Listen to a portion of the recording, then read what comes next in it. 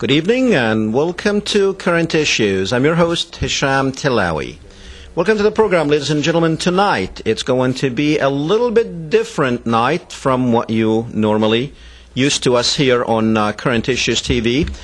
We're not going to be discussing politics here. We're not going to be discussing what Bush is doing and what the war is going on in the Middle East is doing. We will be speaking about another war that not too many people are familiar with that is going on right here in the United States, and that is harming our children probably more than this war on terrorism will ever do. The war I'm speaking about, ladies and gentlemen, is the war of the Internet. Where are your children? The answer is they are on the Internet.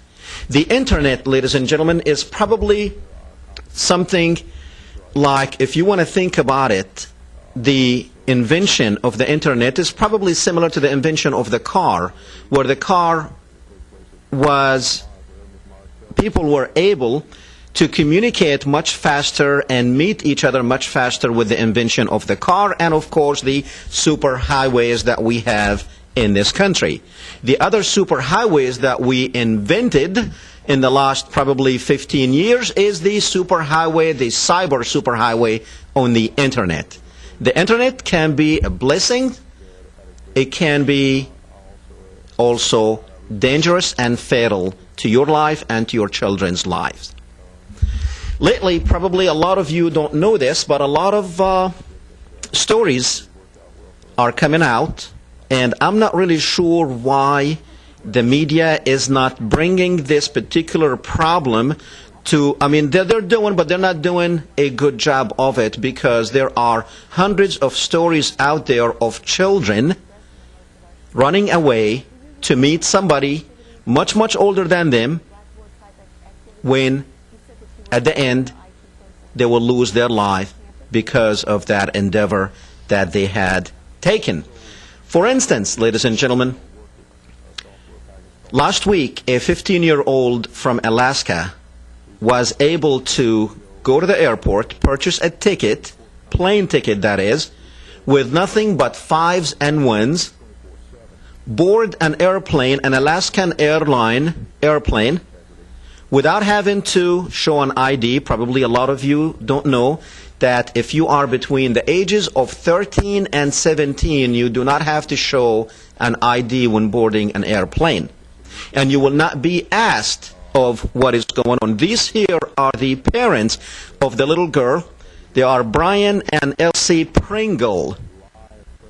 Now, this is a typical American family. The mother said that we have a typical American family relationship. The night before this took place, the exact night before, her, speaking of her daughter, and other children were sitting on the floor playing Life, the board game. In the morning when they woke up, their daughter was not there. She had went to the airport, purchased a ticket, $730 some, paid with ones and fives, and was able to get on the airplane on her way to North Carolina to meet a man that she had met on MySpace. Now, you are familiar, ladies and gentlemen, with MySpace because everybody is on it, especially kids and other people who should not even be on the Internet, period, but they are there. They are in your living rooms. They are in your kids' bedrooms. They are everywhere. If you have the Internet in your house is open to the world with all the good, the bad, and the ugly that it has in it. Now, what really saved this girl and her family is they were able to intercept the girl in Seattle, Washington, on a layover in Seattle. And the only way that they found out what was going on is because the mother had the password for her little girl. She was able to go on her account, find out from the emails what was going on, what was happening. She called the authorities, the airlines, and they were able to locate the girl and intercept her in Seattle, Washington. But also, you may not know this. It was up to the girl if she wanted to go back home or not, because law does not allow the authorities to arrest or detain anyone if they are not being reported as a runaway or as a missing person. So she was not being reported as a missing person, and there's no law against 13-year-olds all the way to 17-year-olds to travel by themselves, and they don't even have to show an ID. Could this happen to you? Well, this particular family was just the typical American family with other children in the house, and they were playing Life, the board game. It is interesting that they were playing Life, because Life sometimes it turns around and plays a dirty game on you if you are not awake and know exactly what your children are doing. Now, this brings up, ladies and gentlemen, the question of how safe are your children? Do you know what your children do when they go on the internet? Do you know much about the internet? Can you yourself use the internet, or do you just say, oh, it's the kids know how to get on there? Well, I suggest that you learn how to get on there and do it quickly, because you might end up saving your child's life if you do so. The way I look at it, ladies and gentlemen, this internet thing it was developed much faster than our brains and our emotions can ever be developed, because a lot of us still don't know the difference between cyber and actual, fact and fiction. You never know who the person you're talking to on the other side. It could be Sally, Sally could be Jim, and you never know who you are talking about or talking to, and you never know who you are going to meet. We have other stories besides. Now, this is a good cartoon that I've seen a long time ago. Now, of course, these two ugly old men talking to each other, and each one of them thinking that he's talking to somebody that it could be just only out of his fantasy. He sees a blonde hair. Okay, let's move that picture off. Thank you. And so, what do you have to say about this, ladies and gentlemen? In this hour, we will be concentrating mainly on internet safety, and for that we are going to show you stories of what happened to other children that is too late for them, children who lost their lives because they went to meet somebody that they met on the internet. Now, what are the authorities doing about this? Are they also catching up, or are they ahead of the game? And with us tonight is Detective Stephen Baja of the Lafayette Police Department. He is in the he's a criminal investigation division, youth services section. So he should know about what the problem is out there, because I was shocked, ladies and gentlemen, when I found out how common this problem of runaways and how many young people have died because of the internet. Welcome to the program, Detective. Thank you. Glad to be here. Thanks. Now, I know, Lafayette is probably the best city in the United States to live, because we don't have problems in Lafayette. But do we have any concerns here in Lafayette that people should be aware of? We're talking about the internet here. Tell me what your experience has been in dealing with use and the internet. How dangerous this thing is? Well, of course, anytime you have the internet inside of your residence, you're letting in anyone anywhere in the world.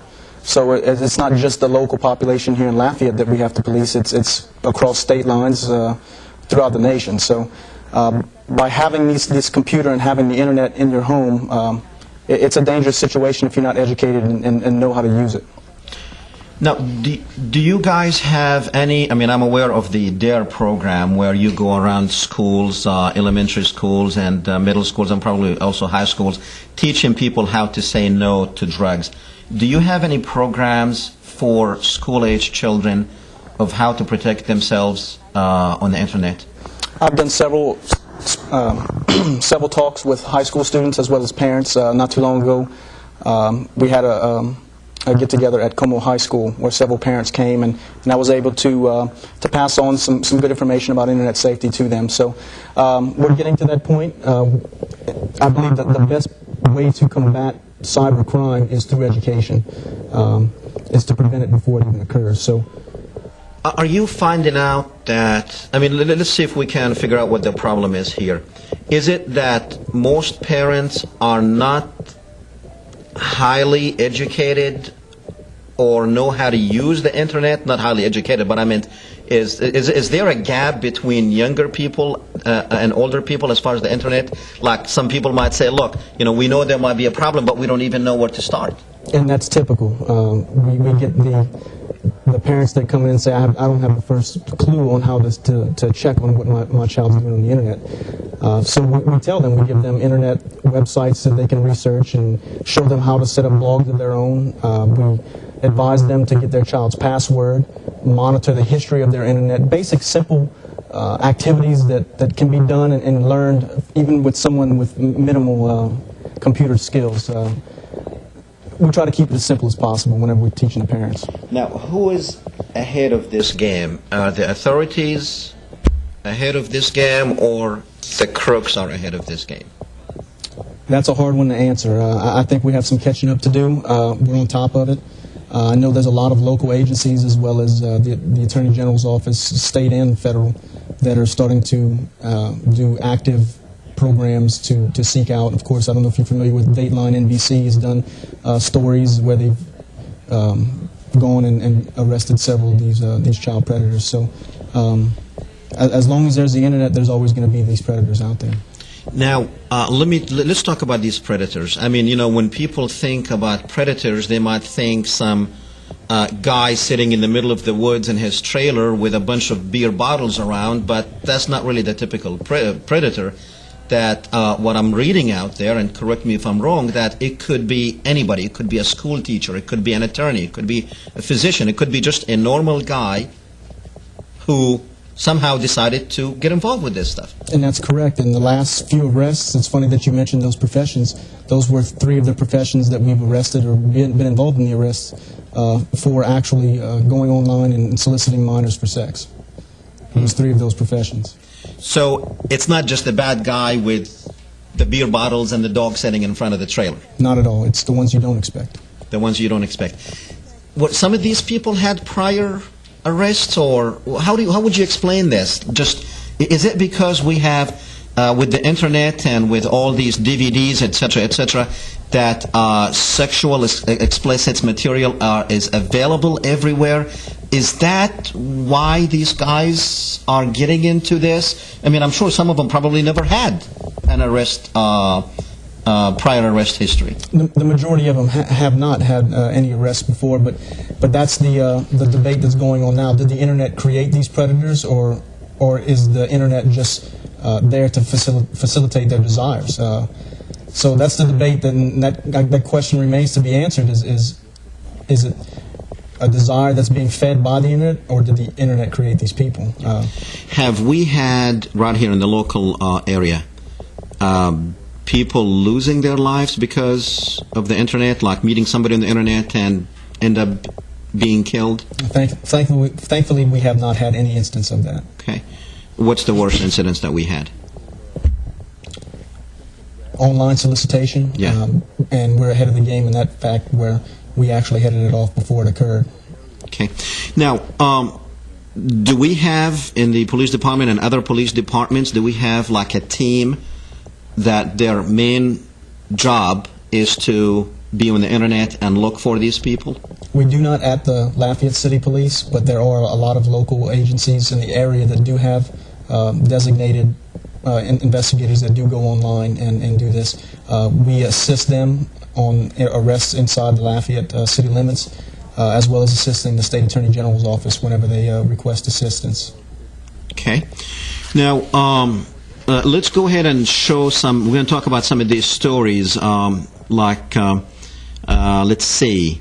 We can go to the picture of 15, Phyllis Brown, who basically was, she met one of those people online, and she went to meet him, and her body was found off of Interstate 95, that is on the east side, on the exit ramp, where she met a guy on the internet, went out on a date with him, and she ended up dead. The guy is John Christopher, and I think John is number 16. So this is a victim of course, she's 27, he was 22, but she met him on MySpace. And if we go to picture 17 for Carmia Williams, 16, she ran away. Let's go to 17. I know I'm speaking a lot faster than you guys can. Okay, Carmia Williams, 16. She ran away to meet a man who turned out to be 39 years old, but she thought he was 16 years old, just like her. And if we go to 18, it is Catherine Lester, 16. She is a straight-A student, ran away to meet a man she met on MySpace. This one actually is Judy Kajiste, 14-year-old from New Jersey. She was found dead, was killed by a person she met on MySpace. Then we have Taylor Bill. I think it's the last picture, probably. She's 17 years old, from Virginia. She was found dead after being strangled and raped, then left in a shallow grave. She was killed by a person she met on MySpace. That's the girl right there, Taylor. So these girls, this one is 17, the one before it, she was 14 years old, and the stories, all you have to do is go online. So how can we protect our children? How can we protect our teens from not being end up dead? And if you think it's not going to happen to your family, think again, because all these people that you've seen, and we could have shown you, ladies and gentlemen, many pictures of dead teenage girls who made the stupid decision to fall in love with somebody they never met on the internet. And this was my argument from the beginning. Is this internet something now? Okay, this guy here, since you guys put his picture up there, he is John, no, that's not John Christopher Gomer. He is somebody, Charles Crowell. He's 34 years old, and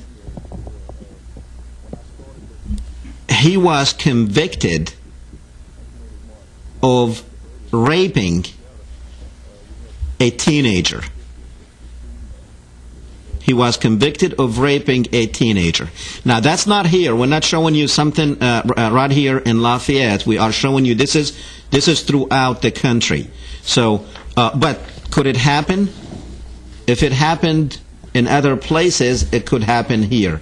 But and it all depends on you, ladies and gentlemen. It depends on how much are you involved in your kids' lives, and how much do you know about the internet. Because if you don't know much about it, I suggest that you start learning and learning fast. Because also in about 5 years, you're probably not going to be able to do anything unless you have the internet, like day-to-day business dealings. Paying bills or whatever. So I suggest, if you don't know much about the internet, get yourself into one of these classes that teaches the internet.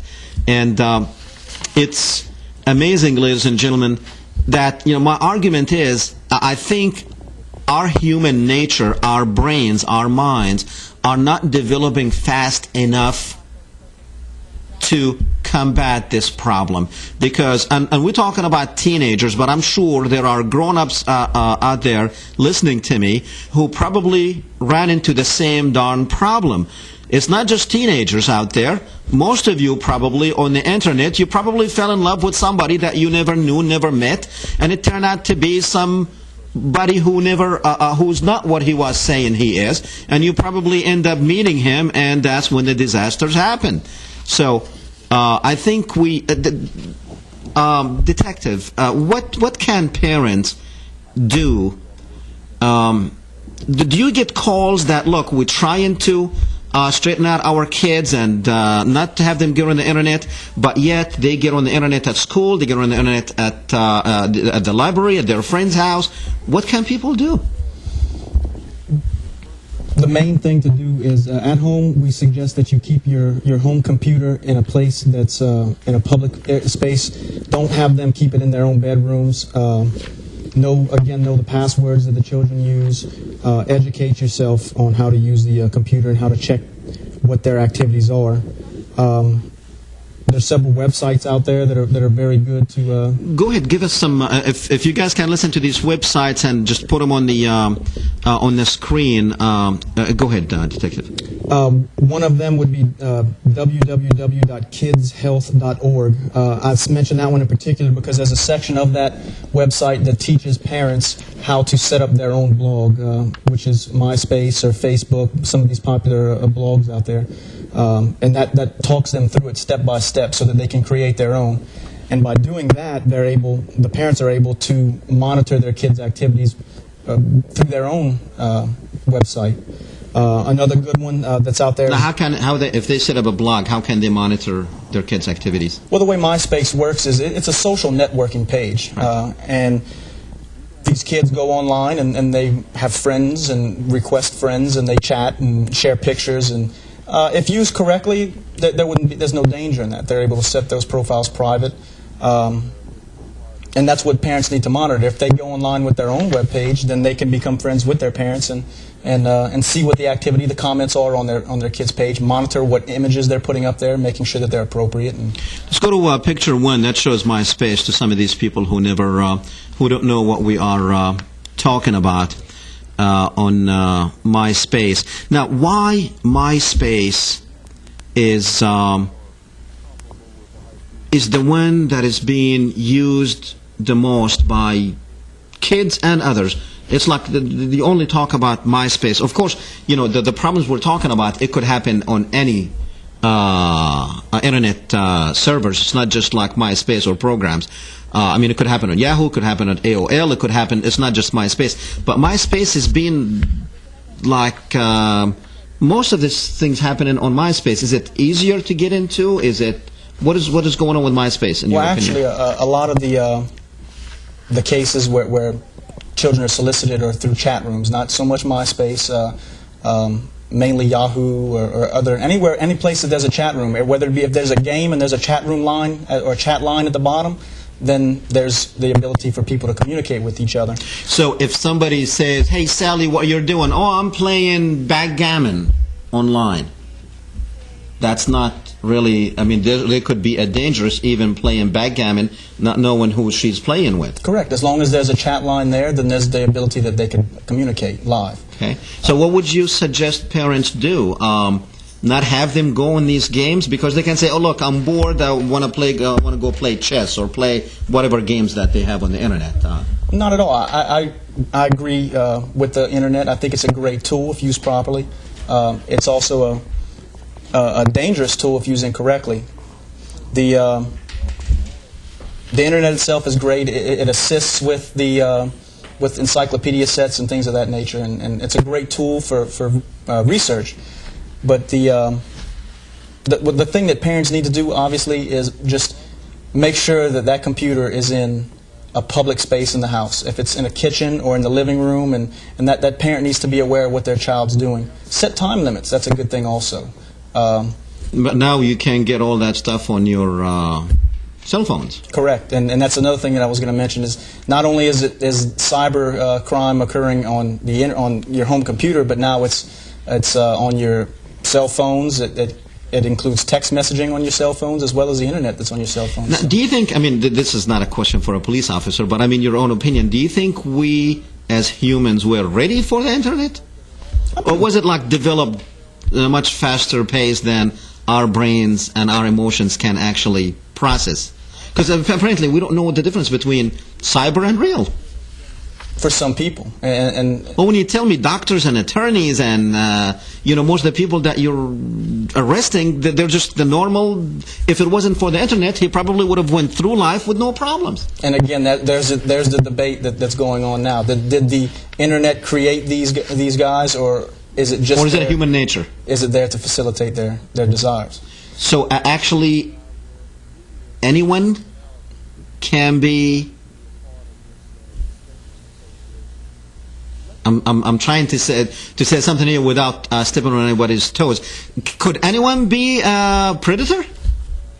Well, I believe now we're getting into the psychological analysis. Correct. Let's go to the phones. All right, Mark, go ahead. Fascinating discussion, gentlemen. I have a question for the detectives. Have you noticed it seems to me, watching the news every night, that the age of, particularly of males who are assaulting females sexually and raping them, that the numbers are getting much lower and lower.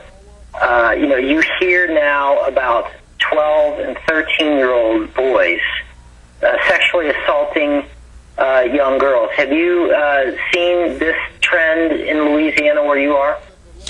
I have not noticed any trend with the age. I mean, it varies. It doesn't surprise me that you've heard that 12 and 13-year-old boys or girls are being victimized in this, because children are getting on the internet at ages below 10. So, well, what he's saying is the predators their age is getting lower and lower. So, like, we have a 12-year-old and 13-year-old predators. Oh, I haven't noticed that trend. No, then I misunderstood your question there. Yeah. Okay, so you have not noticed. Well, this is something that I do follow because I do have children, and I have sworn an oath that they're not going to be statistics one day. And so this is a trend that I have followed, and it is something that I have noticed, particularly when you look at some of the FBI statistics that are gathered every year, crime statistics and things like that.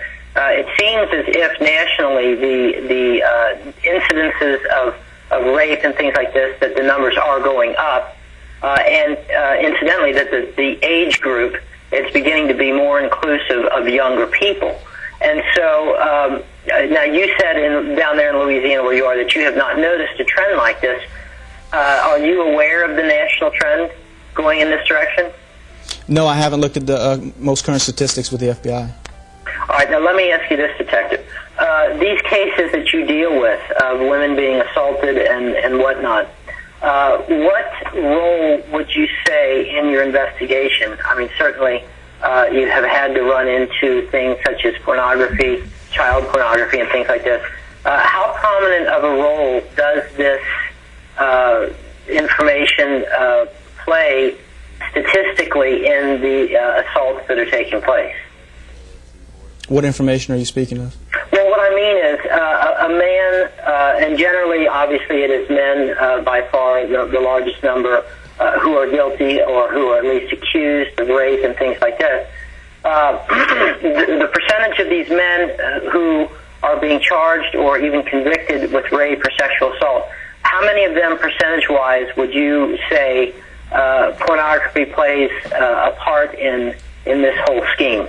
Oh, like of the ones that we've investigated have possessed child pornography? Child pornography, or whether or not they are admitted to be sex addicts or things like this? It has occurred, not as prevalent as I would have believed it would have when I started doing this line of work, but I want to say maybe 2 or 3 of the investigations that I've been involved with have ended up with the individual having child pornography or some type of pornography on their computer. Okay. Now, Mark, you raised a good question earlier, a good point, when you said most of them are men. Do we have women predators? Are you asking me? No, I'm asking the detective. Because I did not think about it. I just thought, but I mean, it's a good question. Are women getting into this game too? Well, I haven't been involved in any. I haven't heard of any specific cases through the internet, but I'm sure it's there. I'm sure most people are familiar with the school teacher in Florida, right? And the young students. So it wouldn't surprise me. Personally, I haven't been involved in any cases like that. Okay. Let me just ask one more question. Do you, obviously Louisiana is a very conservative state, morally speaking, when we talk about, domestic issues or cultural issues, things like that, it's a fairly conservative state. We're still safe down here, yeah. Again, I guess you must keep yourself abreast, obviously, of some of these national trends. I guess the point that I'm getting at is that I see this general trend towards the sexualization of our young people as being a very dangerous thing. I mean, if you go through, just stepping aside from the internet thing for a moment, if you're going through the checkout lane in the grocery store and you look at some of the magazines that are geared towards young people, particularly towards young girls, the theme that runs through all of this is sex. It is, even girls as young as 16 and 17-year-olds are getting into, are reading or being involved in themes that really they should not be dealing with until they are married. And so I guess that the comment that I'm trying to make here is that whether it's the internet, whether it is television, or what we would just call pop culture, I think that we're going to be dealing with this problem more and more because our standards in this country have just become so lax. Parents just basically throw their children to the wolves, and they let the school systems or let society raise them.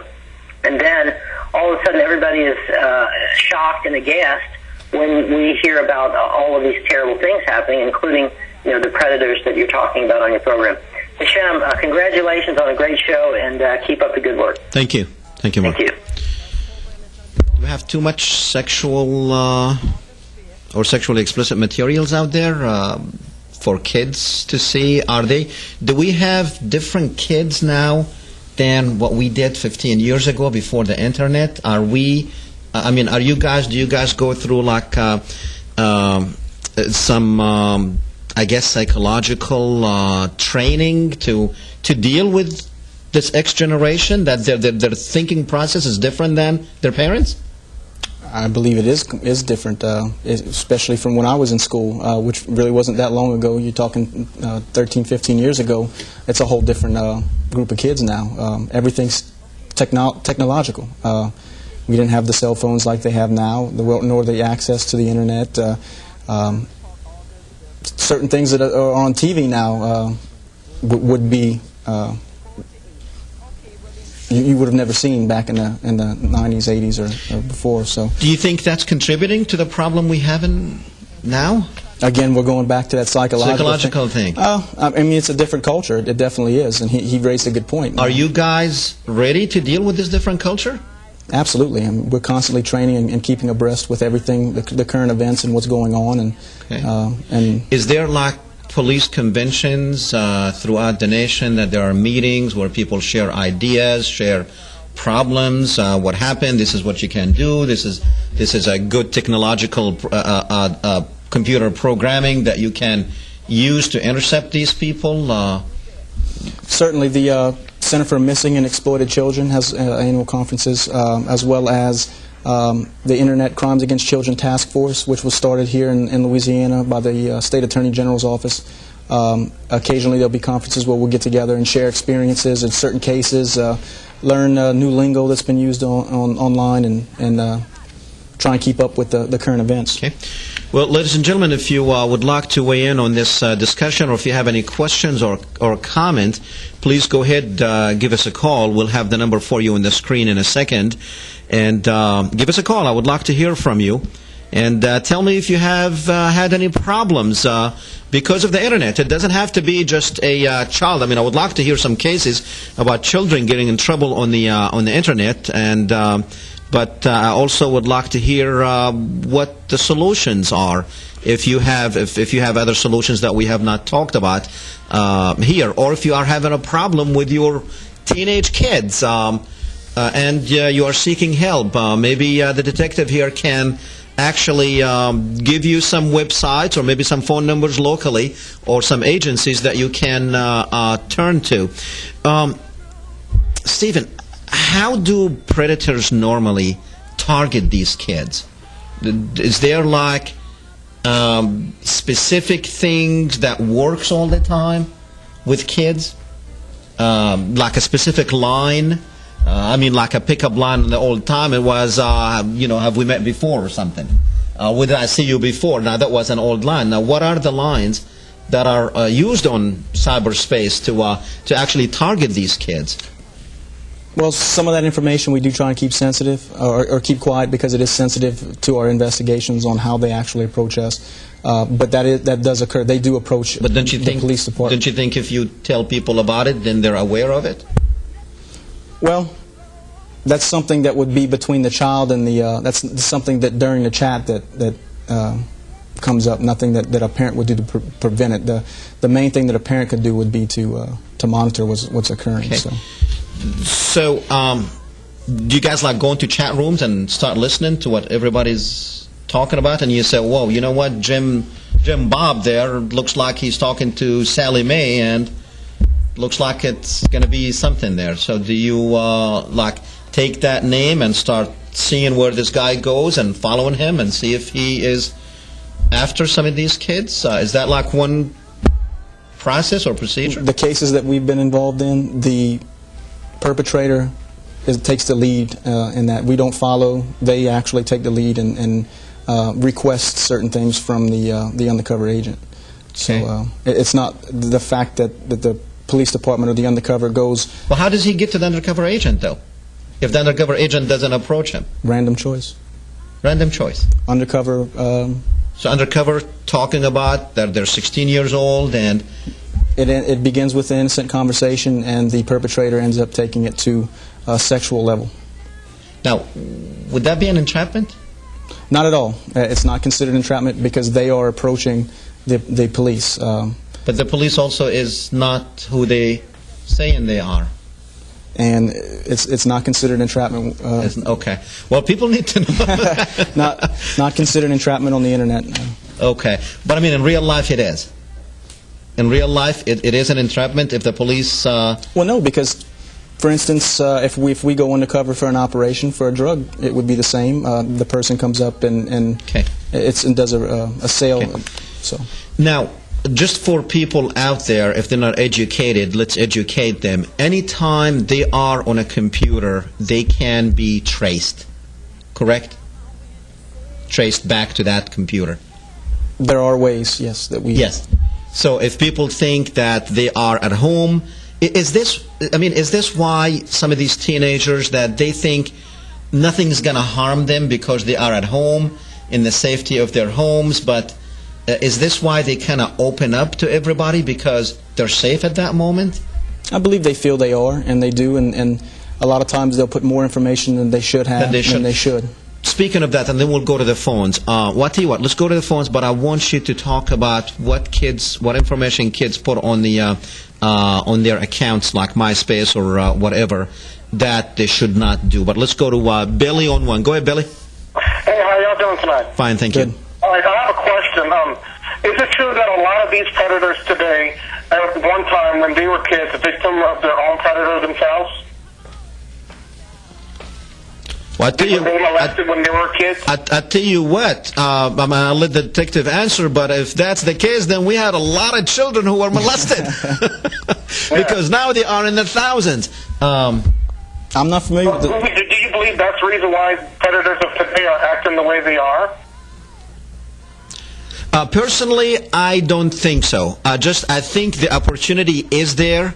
When you are in your home, you feel safe, you feel nothing can harm you, and one thing leads to another, and people with weak desires and weak personalities and spiritually weak, and that's probably why the problem is a lot of people are spiritually weak, so they don't understand when they are 39, 40, 50 years old talking to a 14 or 15-year-old that is wrong. I don't think this has anything to do with them being molested when they were children. I think that is the stupidity of human desires that they can't control. The opportunity is there, and just like anything else, if you give people the opportunity, they might take it. More people will take it if the opportunity is there. Well, let me ask you this question. Are more parents aware of the danger today of online predators than they were before? I think they are. I think the media is getting the word out. We're doing our best here in Lafayette to do talks in the schools as well as educate the parents. So I think it's getting to the point where people are aware that this is out there and that they need to take caution when they're on the internet. Okay, before I go, I'd like to say I enjoy your program. I watch it every chance I get, and it's very informative. Keep up the good work. I'll keep calling us with more information if I can. Thank you. Appreciate it. Appreciate the call. All right, good night, guys. Thank you. Let's go ahead and give some more of these websites that you have. I'll tell you what. Go ahead to, let's see if we can go to picture 1 and then 2 and 3, just to talk about those for a couple of seconds. But go ahead and give us some more of these websites that people can go to get more help. I don't believe I gave out the www.netsmarts, that's NETSMARTZ.org. That's a great website, as well as the FBI.gov and safeteens.com. Those are some other websites that are good for parents. Now, you sent me this one. What is this one here? This is a slide that's courtesy of the State Attorney General's office, and this is off of the Sex Offender Registry website, and it shows that this individual was arrested for felony carnal knowledge. I believe I also had a slide that went with that. Here's another guy that's on the Sex Offender Registry. Okay. Some additional slides show that they actually have MySpace pages. Yeah, just go. It shows the images of them. Picture 1, if you can go to it. That's one of them. That's the first individual there. Okay. Hey, he did a good job on that site. Okay. Let's go to number 1. You're probably having a problem with number 1 because we requested that, so I guess it's not coming up. Okay. I guess it's not coming up. What other website that you have there that you can share with? Well, the website for the National Center for Missing and Exploited Children is also a great place to research. I don't have the actual. Okay. Now, how many of our children out there on MySpace? On April 13th, I went online. I did just a sample. Okay, this is his. That's the first guy. That's the second guy. That's his MySpace page, and that's just an example of showing that these guys are already convicted of some sex crime. They're registered sex offenders, and they're on there now. They're not being deceitful. They're actually showing that their true identity, but nonetheless, they're still on the internet. And they're showing their true identity as sex offenders? No, they're not on MySpace. They're not saying that they're convicted sex offenders, but they are showing their actual pictures. Okay. So how many on MySpace? Well, back in April when I did the research, and what I did was MySpace enables you to go on and do a search of by age, gender, in schools. And what I did was the local high schools in the parish of Lafayette, as well as charter high school, I went online and searched male and female between the age of 16 and 19 to see how many of them were actually registered with MySpace. And part of that was that individual had to specifically include their school. That's an extra step that they must take when registering their site. And 67% of the local high school students, it was, I want to say 5,800 out of the 7,200 at the time students, actually went and did that extra step and put their high school in there. So I believe that there's more than that, but just from that there was 67%. What would you tell kids out there the information that they should not have, not just on MySpace but on anywhere online? Birthdays, their full names. I've seen them put home phone numbers, cell phone numbers, and what's dangerous when they put their home phone numbers is anyone can go onto any website or call information with that phone number, and there's the address, and along with the picture of that you put up there of yourself, you know, I can go knock on your door or take advantage of you if I choose to do so as a predator. Explicit photographs, and not when I say explicit, I don't mean it invites people. Correct. Bikini photos, things for a young girl. You know, that's certain things that I believe would be inappropriate to put on the web pages. I've seen surveys out there that ask specific questions, And when I looked at the questions, I've seen one that asks for your mother's maiden name, your pet's name, which you can associate that with security questions for credit cards. So there's surveys out there and things that people request, and you put out there, and there's a lot of personal information that's given away on these websites. Now, from your experience, is this internet problem more in lower class, income-wise we're talking about here, or is it more in middle or more in higher or upper class, income upper class? How would you think? How would you say that the problem is if we talk about this market? In Lafayette, I did do some research on my own on that, and there's nothing that There's no class. There's no class. The most current statistics that I read, and this came from the netsmarts.org, was that approximately 30 million teenagers under the age of 17 are on the online. That's from what their statistics were. That's 45% of the young population in the United States are actively online. Now, do you know anything about the laws here in Louisiana as far as like if a 15-year-old can get on? I'm sure it's a federal law that they can go to the airport, buy plane tickets, and leave. Does that make sense to you? It doesn't. And when you mentioned that at the beginning of the program, I truly was not aware of that. Most of the times, I wasn't aware either. there's a lot of laws out there. We're constantly trying to keep up with them. Obviously, I don't claim to know them all. That's why we do refer to those law books. But people were kind of getting upset at the airlines, at Alaskan Airlines, for letting this girl on, but in their defense, they said, look, the law says if they're 13 to 17, they can travel alone, and the law also says that we only ID people who are 18 and older. They said it's just like if she would have went and purchased a bus ticket. So, the mode of transportation, that changed, but the idea did not change. She's going from point A to point B. Now, do you think that after this case, and I'm sure this is not just, this probably was publicized more, because from what I've seen on my research on the internet, getting ready for this show, is that there's a lot of people who have, a lot of boys and girls who ran away and did the same thing, took flights or rode the bus or drove cars or whatever. Do you think it's time that we have other laws in place to protect kids, since it's so easy now for them to meet? And also, this girl had, she stole money from her parents, ones and fives, and she just collected them and until she had enough to go and purchase the ticket.